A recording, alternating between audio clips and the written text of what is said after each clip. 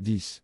Or philosophal selon le type d'ascèse indiqué ici, le démarrage de la perception de la lumière, à un moment déterminé, exige du disciple des exercices particuliers de concentration-méditation sur des substances physiques, dont il parvient à expérimenter l'influence intérieure et la corrélation cosmique spécifique. En outre, il peut en appréhender intuitivement la vertu thérapeutique. 24. Le disciple se concentre sur l'or, il en évoque les caractéristiques sensibles, la couleur et la luminosité, les formes sous lesquelles il se présente normalement, et insiste jusqu'à en sentir naître en soi quelque chose comme le sentiment de l'or. Il continue l'exercice en méditant sur le fait que l'or est en réalité le résidu minéral du Soleil, à savoir la trace terrestre laissée par la Soleil qui remonte à l'époque où il était encore uni à la Terre. Le sentiment de l'or lui communique alors la force spirituelle du Soleil, qui tend à s'unir au cœur, parce qu'en réalité elle naît du centre éthérique du cœur.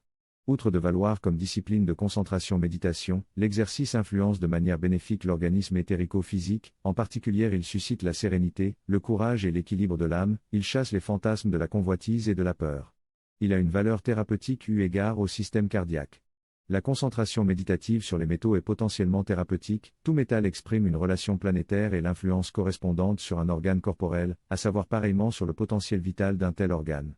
Cependant de telles correspondances doivent être redécouvertes par le disciple, ou réapprises, sur la base de l'enseignement initiatique des temps nouveaux, n'étant plus trouvables celles-ci dans la patrimoine traditionnel, étant donné les changements des signes et des influences occultement advenus dans l'époque moderne.